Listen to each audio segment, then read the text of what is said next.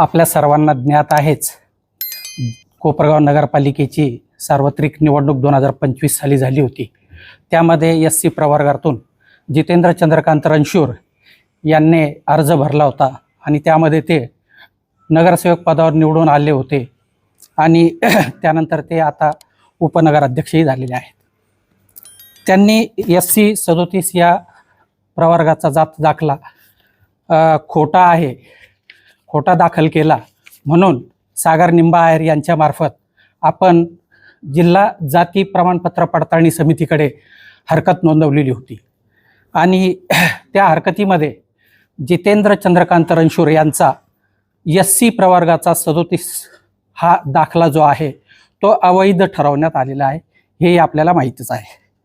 त्यानंतर आपण हा जातीचा दाखला अवैध ठरवला गेल्याने माननीय जिल्हाधिकारी अहिल्यानगर यांच्याकडे जितेंद्र चंद्रकांत रणशूर यांना नगरसेवक पदासाठी अपात्र घोषित करण्यात यावे म्हणून आपण जिल्हाधिकारी यांच्याकडे अर्ज दाखल केलेला होता आणि त्याचा निकाल माननीय जिल्हाधिकारी यांनी पारित करून जितेंद्र चंद्रकांत रणशूर यांचं नगरसेवक पद जे आहे ते त्यांच्या निकालान्वये अपात्र घोषित केलेले आहे आणि जितेंद्र चंद्रकांत रणशूर नगरसेवक यांचे जात प्रमाणपत्र अवैध ठरल्याने समितीने आदेश केल्याच्या तारखेपासून 6 वर्षाच्या कालावधीसाठी ते निवडणूक लढवण्यास अपात्र आहे असेही घोषित करण्यात आलेले आहे।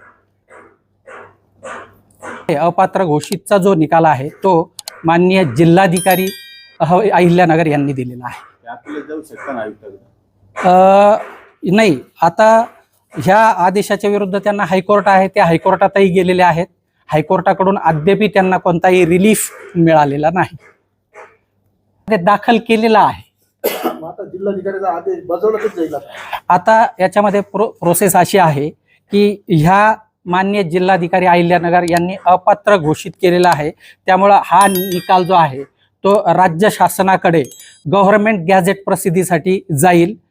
राज्य शासनाने गव्हर्नमेंट गॅझेट हे अपात्रतेचं घोषित केल्यानंतर मग पुढची कार्यवाही होईल।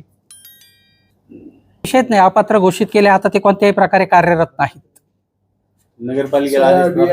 नगरपालिकेलाही आदेश गेलेत, राज्य शासनालाही आदेश गेलेत। आता ती जागा गव्हर्नमेंट नाही, ऑलरेडी आता ते अपात्र घोषित झाल्यामुळे आता ते महाराष्ट्र नगरपालिका नगर परिषद अधिनियमाप्रमाणे आता ते कोणतेही कार्य करू शकत नाही। अपात्र घोषित झालेले आहे ते आता कोणत्याही प्रकारचं कार्य करू शकत नाही।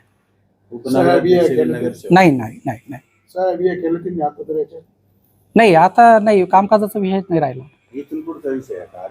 हा आदेश झाला, हा आज झाला आदेश 13/8 गव्हर्नमेंट गॅझेट मध्ये प्रसिद्धी दिल्यानंतर राज्य शासन निवडणुकीचा कार्यक्रम लावेल। असं नाही, बंधनकारक नाही। हायकोर्ट